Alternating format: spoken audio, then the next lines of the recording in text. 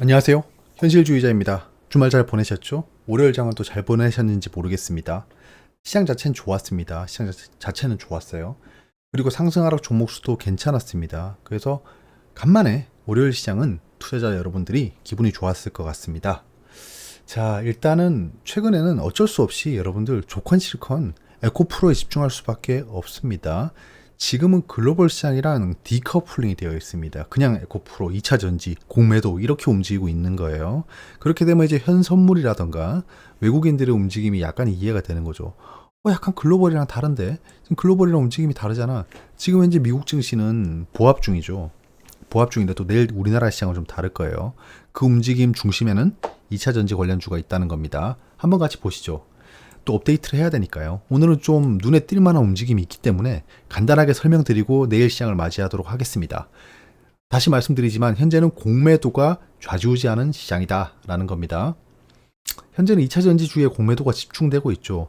그리고 이 주식 투자를 하면서 조금씩 헷갈리는 포인트가 있는 게 외국인 투자자, 기관 투자자, 개인 투자자 이렇게 얘기하다 보니까 주체가 꼭 3명인 것 같아요. 그렇지 않나요? 외국인 1명이 투자하고 있는 것 같고 기관 1명이라고 하면 좀 그렇지만 외국인 한 주체가 투자하고 있는 것 같고 기관 한 주체가 투자하고 있는 것 같고 그런데 생각해보면 외국인도 많죠. JP 모건 스탠리, 메릴린치 되게 많잖아요. 그 기관도 똑같습니다. 이베스트 투자증권, 그 다음에 키움증권, 삼성증권 투자하는 주체가 되게 많아요. 그래서 이 사람들끼리 또 생각이 다르고 움직임이 다르다라는 겁니다.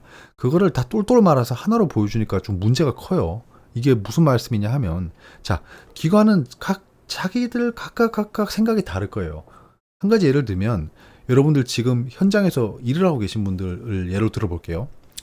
한 회사 내에서도 옆 부서랑 우리 부서랑 생각이 달라요. 맞죠? 근데 기관이라고 해도 기관이라고 한들 자기들끼리 생각이 다 같겠습니까? 누구는 공매도를 하고 싶을 거고 누구는 공매도 안티 공매도로 쇼커버를 유도하고 있을 거고 전략이 다 다를 거예요. 그럼 누구는 팔고 누구는 사는데 결국엔 이 A라는 기관은 10,000을 팔았고 이 B라는 기관은 8,000을 샀어요. 그러면 그날 기관은 마이너스 2,000 이렇게 뜨는 거예요. 그러니까 기관 한 주체가 있는 것처럼 보인다는 거죠. 그런 거를 잘 분리해서 생각을 해야 된다는 말씀을 한번 드리고 시작해 보겠습니다. 지금 현재는 그래서 세력들끼리 싸우고 있는 거라고 좀 보고 있습니다. 그럼 공매도 잔고나 공매도량이나 이런 걸 보면 바로 티가 나는 거죠. 이거는 억측이 아니고. 자, 고점 신호를 다시 리뷰해 보겠습니다. 계속 체크를 해야 돼요. 왜냐면 이건 매도 시점이랑 직결되는 포인트거든요. 자, MSCI 지수 편입에 대한 얘기가 점점 나오고 있고 이번 달이죠. 이제 이번 달 11일 얼마 안 남았습니다. 얼마 안 남았어요. 자, 요거를 굉장히 주시해야 됩니다. 제가 가장 집중하고 있는 건 요 포인트예요. 그리고 코스피 이정상장 이거 좀 멀었습니다. 이거 나중에 한번 헤드 앤 숄더를 그릴 때 나올 수도 있는 그 포인트예요. 거의 시세가 끝났다고 봐야겠죠, 이때는. 그다음에 3번 증권사들의 목표가 상향 이건 계속 나오고 있어요. 이제 제가 봤을 때 에코프로랑 에코프로 BM의 100기를 들고 그 목표가 상향을 외치는 순간이 정말 거짓말처럼 고점이 될 수 있습니다. 자, 요런 기사가 있습니다. 공매도 비웃는 에코프로 BM 올해 주가가 80% 넘게 올랐다라고 합니다. 자, 치솟는 주가의 개미들이 한박 웃음을 짓고 있지만 이라고 하는데 에코프로 BM 들고 계신 분들은 많으신가요? 예, 많으신가요? 지금 보고 계신 분들도 들고 계시거나 관심이 있으시니까 보시겠죠. 근데 과연 매력적인 주가에 들고 있는 개미들이 얼마나 많을지 모르겠습니다. 그래서 공매도 투자자들은 그야말로 울상이다. 이건 맞죠. 예, 공매도 투자자들은 지금 울상을 지을 수밖에 없습니다. 왜냐하면 폭등하고 있기 때문이죠. 에코프로 BM의 주가 하락에 베팅하며 공매도에 나섰지만 공매도 세력 되게 많아요. 뒤에서 또 데이터를 보면 아는 거죠. 연일 오르는 주가의 쇼트 스퀴즈 압박이 커지고 있어서다 라는 거죠. 그 쇼트 커버링, 그 언론에서 얘기하는 쇼트 커버링은 그냥 쇼트를 사서 감는 겁니다. 근데 쇼트 스퀴즈는 급하게 그 매수를 할 수밖에 없는 약간 반대 매매 같은 성격을 얘기하고 있어요. 근데 이건 또 얘기하는 주체마다 달라서 정확하게 정의해드리긴 어려울 것 같습니다. 근데 제가 이해하고 쓰는 용어 중에 쇼트 스퀴즈는 그겁니다. 자기의 의사가 없이 강제로 청산당하는 걸 쇼트 스퀴즈라고 판단하고 있습니다. 자, 이런 기사도 있죠. 공매도 금지인데도 2천억 물량 폭탄이 나왔다라는 건데 어떤 기사인지 이건 자세히 한번 볼게요. 자, 최근 주가가 롤러코스터를 타고 있죠. 예, 코스닥 시총 1위 에코프로 BM.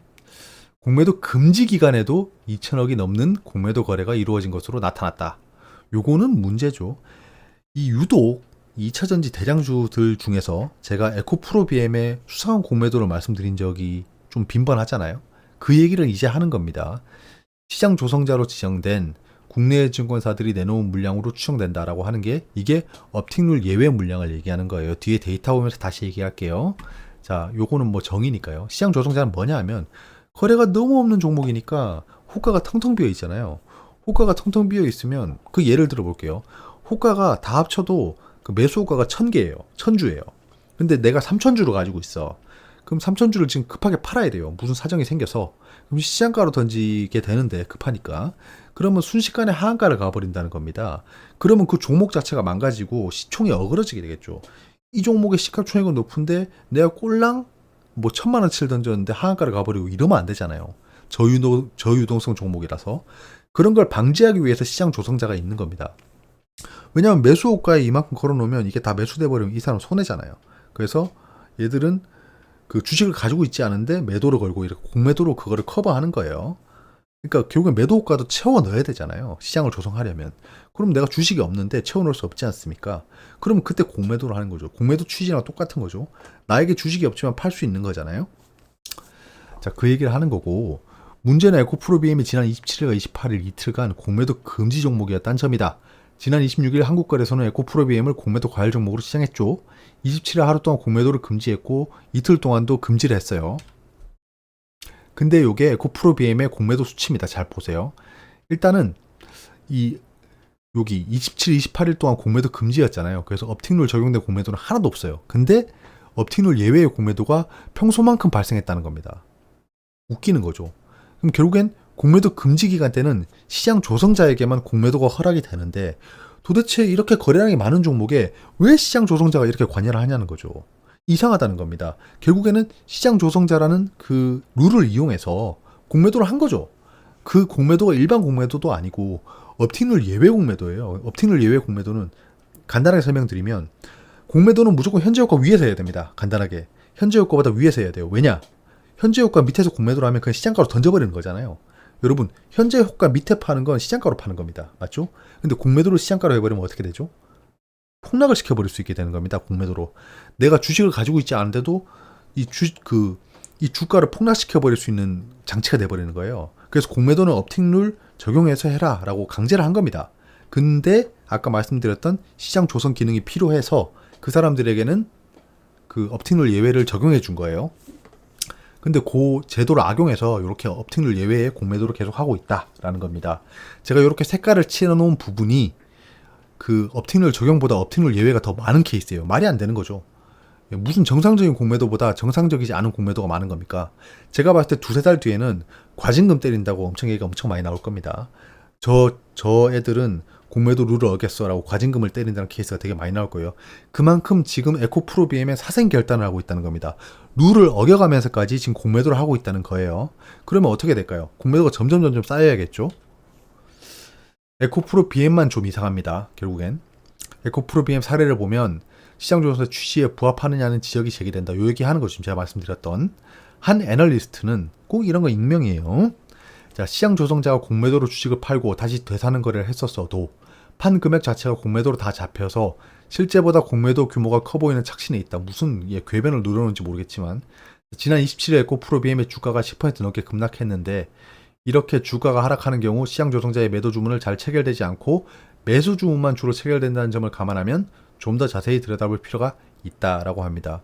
도대체 도둑놈에게 왜 물어보는 거죠? 도둑놈에게 왜 도둑질 하냐고 물어보는 케이스랑 똑같습니다. 똑바로 된 대답을 할 리가 없죠.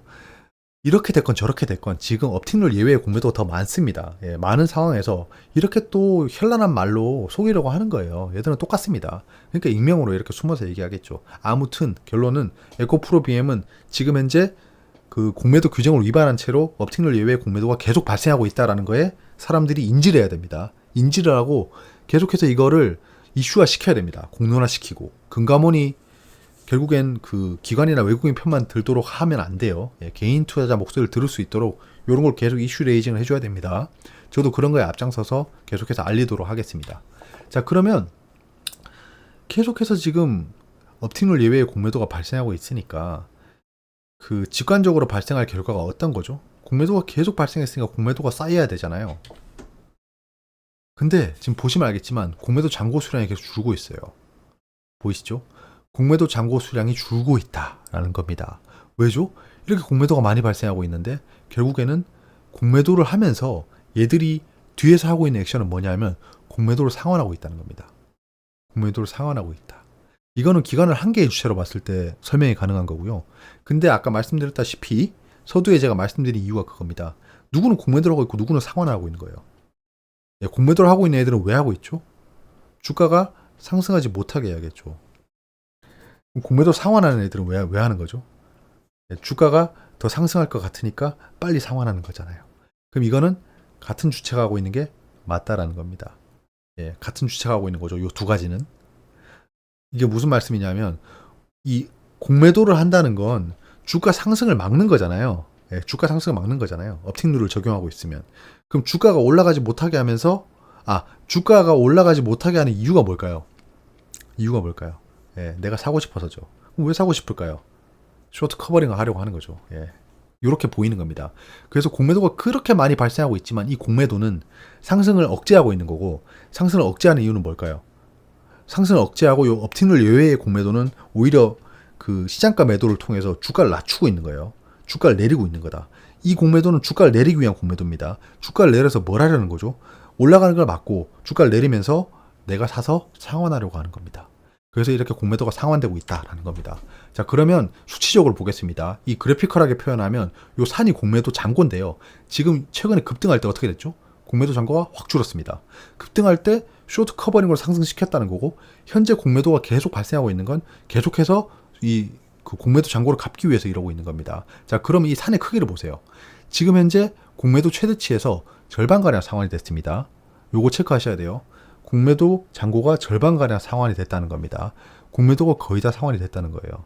이제 공매도 쇼트 커버링으로 상승할 날이 많이 남지 않았습니다. 요거 체크하셔야 돼요.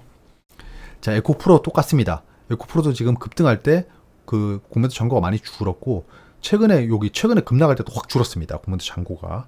즉 최근에 급락할 때 이 급락을 만들어내면서 공매도를 굉장히 많이 상환했다는 겁니다. 이 하락을 이용해서. 그럼 결국엔 이거는 주가가 더 상승할 것 같아서 상환한 것 같으세요? 아니면 얘들이 어쩔 수 없이 상환한 것 같으세요? 예, 여기서 더 이상 주가가 상승하는 건 확률이 낮죠. 예, 더 상승할 수도 있겠지만 확률적으로 따져봤을 때 고점임에 틀림없습니다. 고점임에 틀림없는데 이렇게 공매도를 상환하고 있는 이유는 뭘까요?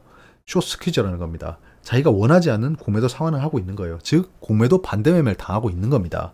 그리고 공매도 세력이 진 거죠. 예, 졌습니다. 근데 여기서 좀 지켜봐야 될 거는 에코프로나 에코프로 BM은 더 이상 공매도 잔고가 많이 남아있지 않다라는 걸 체크해야 됩니다. 공매도 잔고가 줄어들었죠. 단기적인 숏 스퀴즈는 끝나갑니다. 저는 이제 매도 타이밍을 잡겠습니다. 근데 포스코홀딩스는 좀 다릅니다. 아직 움직임이 남아있다고 보여져요. 그 이유는 여기 있습니다. 자, 보이시죠? 지금 공매도 잔고가 이렇게 많이 늘었습니다. 최근에 상승할 때요. 상승할 때. 즉 여기서는 한 번 더 상승이 가능합니다. 왜? 요 공매도 잔고가 쌓인 거를 또 에코프로랑 에코프로 BM 세력들이 숏 스퀴즈를 만들어내려고 노력하겠죠?